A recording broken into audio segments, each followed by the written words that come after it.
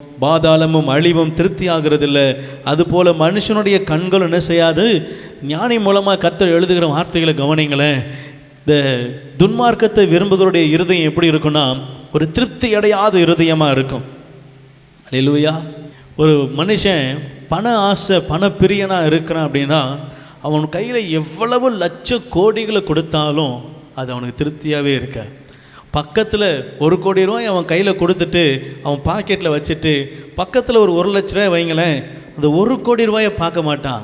அந்த 1 லட்ச ரூபாய் என்ன செய்வான், பார்ப்பான். ஏன்னா அவனுக்கு அது பண பிரியம், பண ஆசை, பணத்து மேலே ஒரு ஆமாம், அவன் சிந்தை ஃபுல்லாக பணம் பணம் பணம். இவனுடைய இருதயம் எவ்வளவு கொடுத்தாலும் என்ன செய்யாது, திருப்தி அடையவே அடையாது. ஒரு வீடு முழுக்க நீங்கள் பணத்தை அடுக்கி அவனை உள்ளே விடுங்களேன், அடுத்த நாள் வந்து கீழே 1 ரூபாயை போடுங்க, அந்த 1 ரூபாயை தான் என்ன செய்வான், வீடு ஃபுல்லாக பணத்தை கட்டு அடுக்கினாலும் அவன் மனசு என்ன செய்யாது, 1 ரூபாயை கூட விட்டு விட அவன் இருதயம் யோசிக்காது. கவனிங்க, மனுஷனுடைய கண்ணு என்ன செய்யாது, திருப்தி ஆகிறது இல்லை. இது போதும், இதில் நிறுத்துவோம் அப்படின்ற எண்ணம் என்ன செய்யலை இல்லை. அதனால் ஆண்டவர் சொல்கிறார் பாருங்க இங்கே வசனத்தில், பாதாளமும் அழிவும். இந்த உலகத்தில் எத்தனை ஜனங்கள் பிறக்கிறாங்க, எத்தனை ஜனங்கள் மரிக்கிறாங்க, கோடான கோடி ஜனங்கள் என்ன செய்கிறாங்க இருக்கிறாங்க. ஒரு நாளைக்கு சில கோடி ஜனங்கள் மரிக்கிறாங்க. அத்தனை பேரும் எங்கே போகிறாங்க, இந்த மண்ணுக்குள்ளே. திருப்தி ஆகுதா? இத்தனை கோடி ஜனங்கள் இன்றைக்கி மரித்தாங்களே, இன்றைக்கி அடக்கம் பண்ணியிருக்காங்க, திருப்தி ஆகுமா? நாளைக்கு இன்னும் கோடி கணக்கில் கேட்கும், அடுத்த நாள் இன்னும் 1 கோடி கணக்கில் கேட்கும். அதுக்கு திருப்தின்னு ஒன்று என்ன செய்யலை இல்லை. யோசித்து பாருங்கள், பாதாளம் அழிவும் திருப்தி ஆகிறது. அது போல மனுஷனுடைய கண் என்ன செய்யாதா, திருப்தி ஆகிறது இல்லை. கவனிங்க.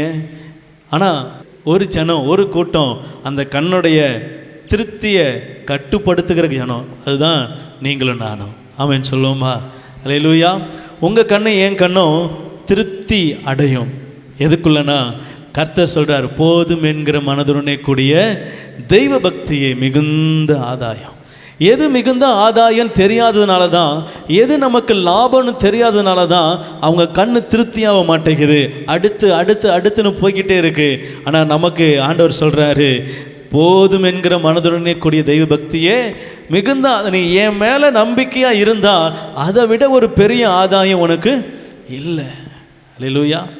கடவுளை சொந்தமாய் கொண்டிருக்கிற ஜனம் நீங்களும் நானும். நம்மை போல பாக்கியமுள்ள ஜனம் என்ன செய்யலையா இந்த உலகத்தில் இல்லையா? இதை விட ஒரு பெரிய ஸ்லாக்கியம் எனக்கு இந்த உலகத்தில் தேவையில்லை அப்படின்னு இருதயம் திருப்தி ஆச்சுன்னா, என் கண்கள் போதும் என்கிற கடவுள் பார்க்கிறதா இருக்கிறது. அல்லேலூயா.